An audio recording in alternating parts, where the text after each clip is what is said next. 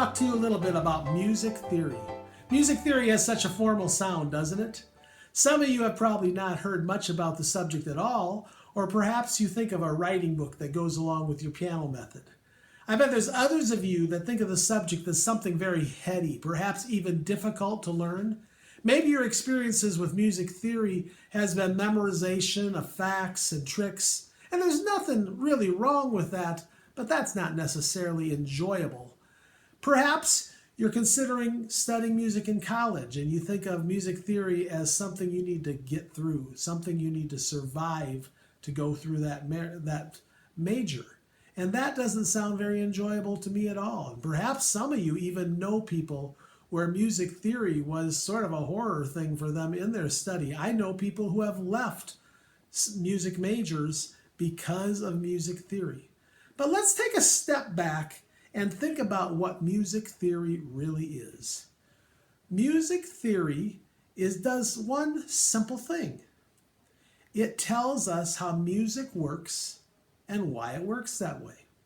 And when we think of music theory in that way, suddenly it becomes even fun. So let's talk about that. We're going to start from the very, very beginning with a note. Now I just played middle C on the piano. Middle C is a note, or we could say a pitch. A pitch is a vibration of sound, a rate of vibration of sound. And middle C has a specific vibration frequency of 261.63 hertz.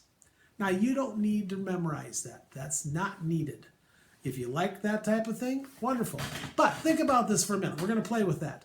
261.63 hertz. If I divide that by 2, I get 130.81 hertz. And that's exactly 1 octave lower.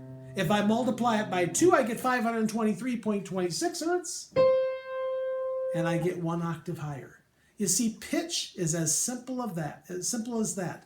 Those vibrations leave the piano string or your instrument. It creates air molecules vibrating. Those vibrations go through the air and they go into the ear and strike the eardrum. And the eardrum translates that sound with our brain, and suddenly we're hearing the pitch. And it's a recognizable sound. So, let's take that sound.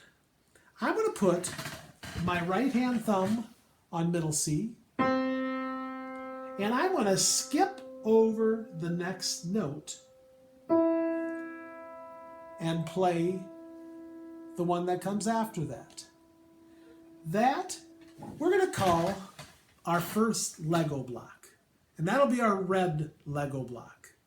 So our red Lego block could also be called a major third, and that's a great thing to know. But it's more fun playing with Legos, so let's stick with Legos.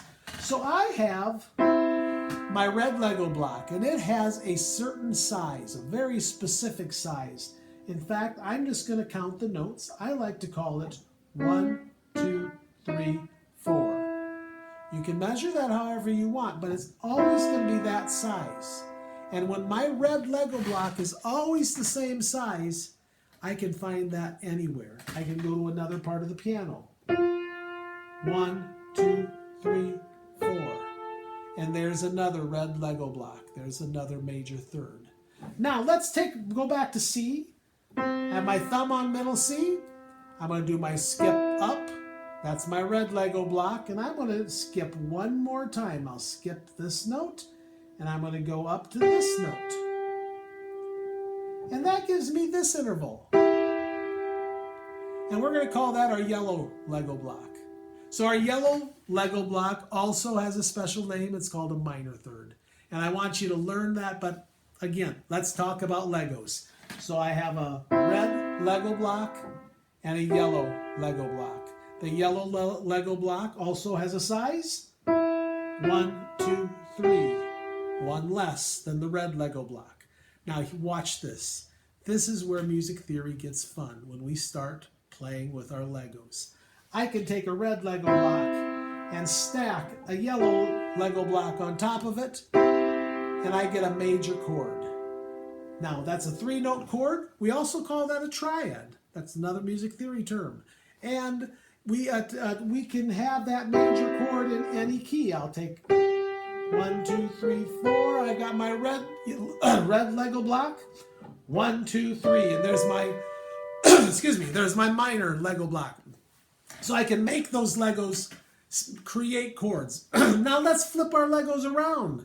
Let's put the yellow Lego block on the bottom and the red on top. 1, 2, 3. 1, 2, 3, 4.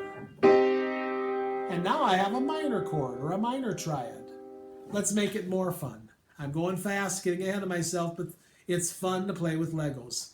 I'm going to take a red Lego block. I'm going to take a yellow Lego block. I'm going to put a red Lego block on top of that, and now I have a major 7th chord.